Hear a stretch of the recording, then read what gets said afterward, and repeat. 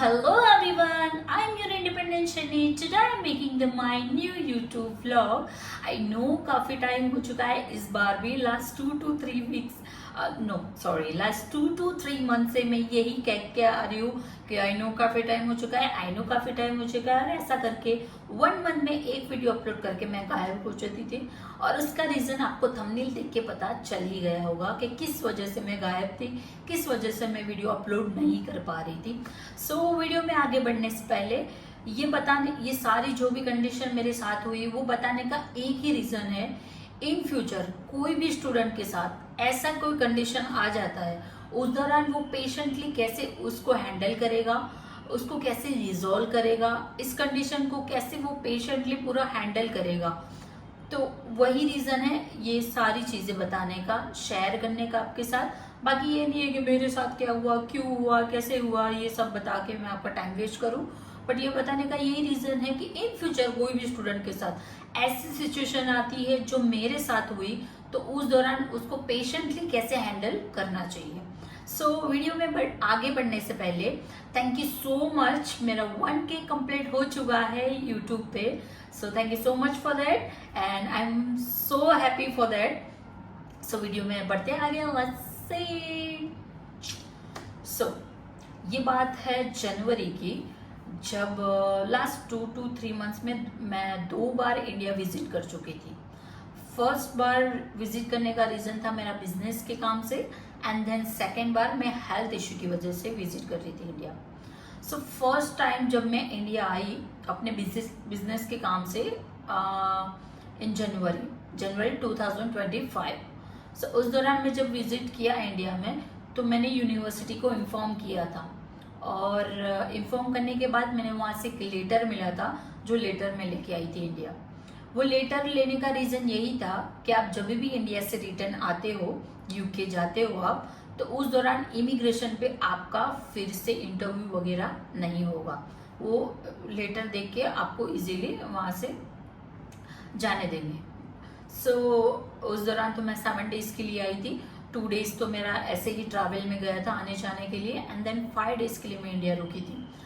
जनवरी में मैं रिटर्न चली जाती हूँ इंडिया आके, एंड देन उसके बाद सडनली मेरी हेल्थ इश्यू में काफ़ी हेल्थ इश्यू काफ़ी बिगड़ चुका होता है मेरा यूके जाने के बाद। तब शुरुआत में मुझे ऐसा लगता है कि ये शायद मैं India to UK, UK to India किया, उसकी वजह से हेल्थ इश्यू हुआ, एटमॉस्फेयर चेंजेस होने की वजह से। तो मैंने ऐसे ही रहने दिया, मैं ठीक है हो जाएगा, 1 हफ्ता ऐसा रहेगा तो हो जाएगा ठीक। देन 1 week हो जाता है, 10 days हो जाते हैं, 15 days हो जाते हैं, मुझे बिल्कुल भी मेरी हेल्थ में कोई भी चेंजेस नहीं दिखता। तो फिर मुझे लगा कि चलो एज अ फार्मासिस्ट मुझे पता है क्या क्या मेडिसिन लेनी चाहिए। तो मैंने उस तरीके से मेरे पास जो भी मेडिसिन वगैरह मैं इंडिया से लाई थी वो मैंने ले ली, उस तरीके से उसको डोज कंप्लीट किया 5 days का। बट उसके बाद भी मुझे कोई भी चेंजेस नहीं आ रहा था मेरी हेल्थ में। उसके बाद मैंने वहाँ पे जीपी पे कांटेक्ट किया कि मेरी हेल्थ में इस तरीके से ये चीज़ें हो रही है। उसके बाद मैंने जीपी को विजिट किया। विजिट करने के बाद आपको यूके का पता ही है कि वहाँ पे एक पैरासीटामोल दे के छोड़ देते हैं, चाहे कोई भी चीज़ वहाँ पे होती है आपको पैरासीटामोल देंगे 500 mg, एंड देन वो छोड़ देंगे, ठीक है ये लो। कैसा होता है, नहीं होता, एक ले रहे हो तो डोज बढ़ा दो, 2 ले लो, नहीं हो रहा तो पैरासीटामोल और कॉम्बिफ्लेम कॉम्बिनेशन में ले लो। बस यही सिंपल सा वहाँ पे दवाइयाँ चलता है। वो दवाई मैंने ले ली, बट उसके बाद भी मुझे ठीक नहीं हो पा रहा था, और उस चीज़ को कंप्लीट 1 month हो चुका था। 1 month के बाद भी मैंने सोचा चलो ठीक है। उस दौरान मैंने जॉब भी छोड़ दिया था, मैंने सोचा ठीक है अभी थोड़ा और आराम कर लेती हूँ तो हो जाएगा ठीक। बट ऐसा करते करते मुझे 1.5 month हो चुका था और मेरी हेल्थ में कोई भी चेंजेस नहीं दिख रहा था मुझे। दिन ब दिन मेरा वेट लॉस भी होते जा रहा था, ना खान पीन का ठिकाना था, ना कुछ भी चीज़ का, और वहाँ पे ध्यान रखने वाला तो अपना कोई होता ही नहीं, चाहे अपना रिलेटिव ही क्यों ना हो। ऐसा करते करते 1.5 month हो चुका था, और सडनली मुझे होता है कि अब मुझसे नहीं रहा जाएगा, अब सहन नहीं होगा, तो अपने निकलते हैं इंडिया। 2 days पहले मैंने टिकट बुक किया था जाने के, 2 दिन पहले ही मैंने। तो तब मैंने कंटिन्यू देखा था कि नॉन स्टॉप जितनी हो फ्लाइट उस तरीके से लूँ, बट नहीं हो पाया। वन स्टॉप मिला जो कि था दुबई में, दोहा में। सो मैंने वो टिकट ले लिया, मैं निकल गई। मैंने कोई लगेज भी नहीं लिया, कुछ भी नहीं, जो भी सामान था मैं यूके छोड़ के निकल गई। निकलने के बाद मैं जब दोहा पहुंची, यूके टू दोहा, तकरीबन 6 से 7 घंटों में मैं वहाँ पहुँच चुकी थी। तो वहाँ पहुँच के मुझे याद आया कि मैं एक मेल छोड़ देती हूँ यूनिवर्सिटी को, जिसकी वजह से अगर मैं रिटर्न जब आई तो उस दौरान मुझे दिक्कत ना हो, जब मैं रिटर्न आऊँ इंडिया टू यूके तो बॉर्डर पे मुझे कोई दिक्कत ना हो। सो मैंने एक मेल छोड़ दिया यूनिवर्सिटी को कि I am going to India because of my health issue and may be I am not come back to UK. So ये मेरी गलती हो चुकी थी, लास्ट जो सेंटेंस मैंने मेल किया उनको। बट मेल करके मुझे ध्यान भी नहीं रहा मैंने क्या मेल किया क्या नहीं, मैंने छोड़ दिया। मैं इंडिया पहुंच गई एंड मैं एडमिट हो चुकी थी। एडमिट होके मुझे 1 मंथ हो चुका था। 1 मंथ के बाद भी मुझे हेल्थ कुछ ठीक ठाक ही थी, मतलब इतना अच्छा नहीं हुआ था।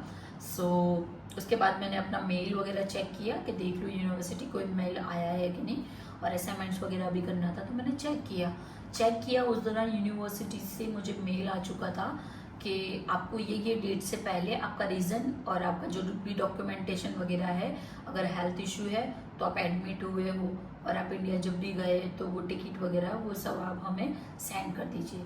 ये करने का रीज़न यही था कि मैं स्टूडेंट वीज़ा वहाँ पे मतलब स्टडी छोड़ के वहाँ पे तो इनलीगली तो नहीं रह रही, इसकी वजह से उन्होंने मुझसे टिकट वगैरह मंगवाया और जो भी मेरा लगेज का वो टैग वगैरह था वो उन्होंने मंगवाया एंड देन उन्होंने पासपोर्ट पे जो भी इमिग्रेशन स्टैम्प था वो वगैरह मंगवाया।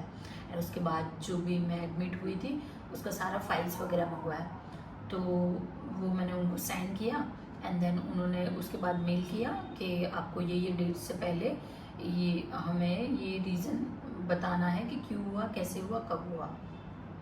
बट वो मेल मुझे देके 10 दिन लेट हो चुका था। मतलब वो मेल मैंने जब चेक किया तब ऑलरेडी वो डेट निकल चुकी थी जब उनको इन्फॉर्म करना था। तो अब मैं वो देख के मैं मेल करने ही जा रही थी और दूसरा मेल मुझे सडनली नीचे दिखा जो कि था इमिग्रेशन सेंटर से।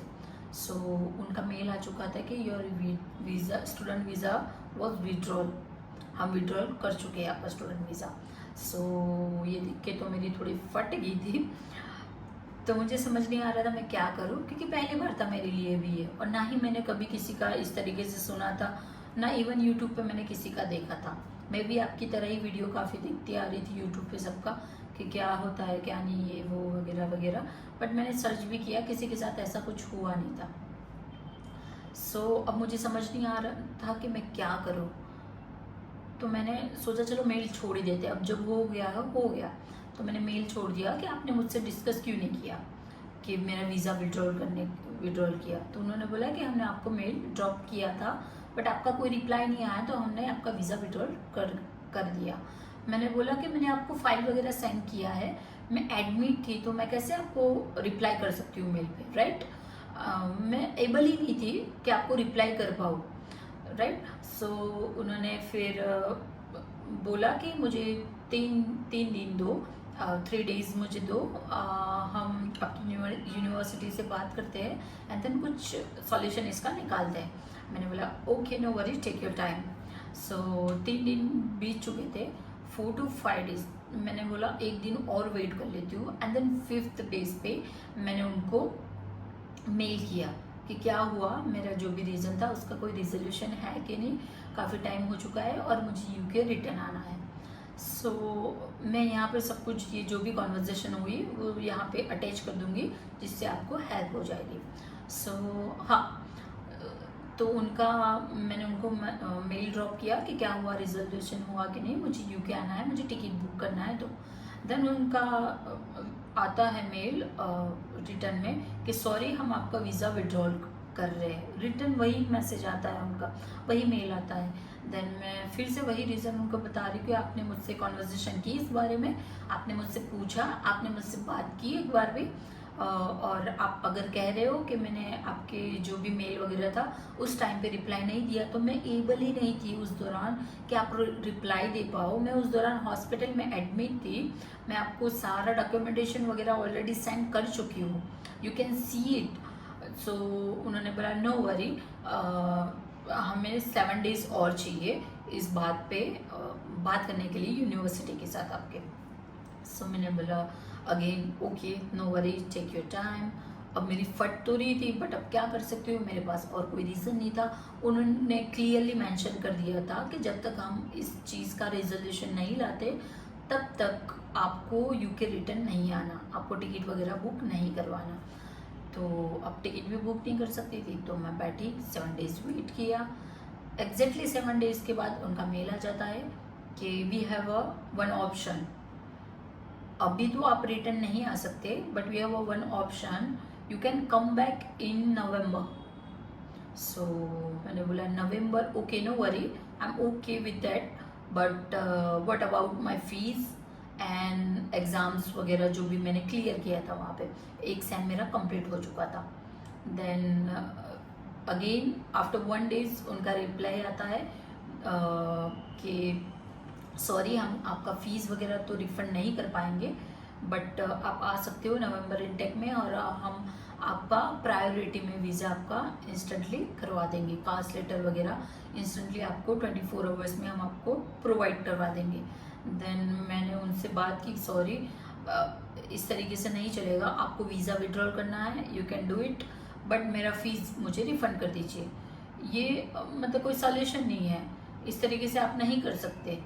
एक रीज़न है, जेन्युइन रीज़न है, मैं कुछ ऐसी चीज़ की गलत चीज़ के लिए तो नहीं गई या कुछ ऐसा वैसा, एक जेन्युइन रीज़न है। मैं आपको अब ऑलरेडी सारा जो भी डॉक्यूमेंट्स वगैरह सेंड कर चुकी हूँ। सो सडनली उनका फिर उसी दिन मैसेज आ गया, मेल आ गया मुझे कि नो वरी, हमने यूनिवर्सिटी से बात की है, इमिग्रेशन सेंटर से भी बात हो चुकी है, मतलब इमिग्रेशन से ये मैसेज आया था कि यूनिवर्सिटी से बात हो चुकी है, तो एक रिजोल्यूशन है आपकी इस कंडीशन का कि आप नवंबर में आ सकते हो रिटर्न, और आपका जो भी फीस पे किया है आपने उतना आपको पे नहीं करना, उसके ऊपर जो भी फीस बाकी रहेगा, जैसे कि मैंने 6500 पे किया था जीबीपी, तो 6000 जीबीपी रहता था मेरा पे करना, तो उन्होंने बताया 6500 जो भी जीबीपी आपने पे किया है वो आपको पे नहीं करना। मेरा ओके चलो ठीक है वो भी। Then I asked him about my exams, semester 1, which I am passed already. So मैंने उसके बारे में पूछा। Then he said no worry, आपको नवंबर में सीधे हम 2nd सेमेस्टर में आपको डाल देंगे, और आपका फीस वगैरह भी जो आपका बाकी है वही पे करना है, आपने जो पास आउट किया है उसका भी आपको एग्ज़ाम नहीं देना। So ऐसा कुछ हुआ था मेरे साथ। तो अब आगे ये है कि मेरा नवंबर उन्होंने दिया है, 25 तारीख उन्होंने दिखाया, 25 को मुझे जाना है वहाँ पे रिटर्न, बट रिटर्न जाने से पहले मुझे उन्होंने एक प्रोसेस दिया था करने के लिए, एक लिंक भेजा था जिसमें मेरा बेसिक डिटेल वगैरह मुझे अपलोड करना था। बाकी सारे डॉक्यूमेंटेशन सब कुछ चीज़ें उनके पास ऑलरेडी है यूनिवर्सिटी में, बट एक उन्होंने जो नॉर्मल फॉर्म वगैरह था वो मुझे भेजा था लिंक के थ्रू, वो मैंने सबमिट करना था। मैंने अभी तक नहीं किया क्योंकि मैं डिसीजन नहीं ले पा रही कि मैं क्या करूँ, जाऊँ या नहीं जाऊँ, क्योंकि हेल्थ मेरा अभी भी थोड़ा प्लस माइनस ही है। तो आई डोंट नो कि मैं जाऊँगी कि नहीं जाऊँगी, वो तो आगे ही पता चलेगा। बट यही कुछ चीज़ें हुई थी जो मैं आपसे शेयर करना चाहती थी, और शेयर करने का रीज़न यही था जो कि मैंने आगे बताया। इन फ्यूचर कोई भी स्टूडेंट के साथ ऐसी सिचुएशन आती है तो उस दौरान वो कैसे हैंडल करे और किस तरीके से उसको रिसॉल्व करें। So thank you so much video देखने के लिए, और ऐसे सपोर्ट करते रहिए मुझे, और ऐसे वीडियो मैं बनाती रहूँगी आगे, जो भी मुझे लगता है कुछ इंफॉर्मेशन देने के लिए कि स्टूडेंट को ये चीज़ें उसको हेल्प करेगी इन फ्यूचर या ड्यूरिंग द स्टडी। सो ऐसे वीडियो बनाती रहूँगी, और अब कंसिस्टेंसी रखूँगी मैं वीडियो में जितना हो सके मुझसे। तो मिलते हैं नेक्स्ट वीडियो में, तब तक के लिए बाय, लव यू ऑल। हो सके उतना सब्सक्राइब कीजिए, लाइक कीजिए और शेयर कीजिए।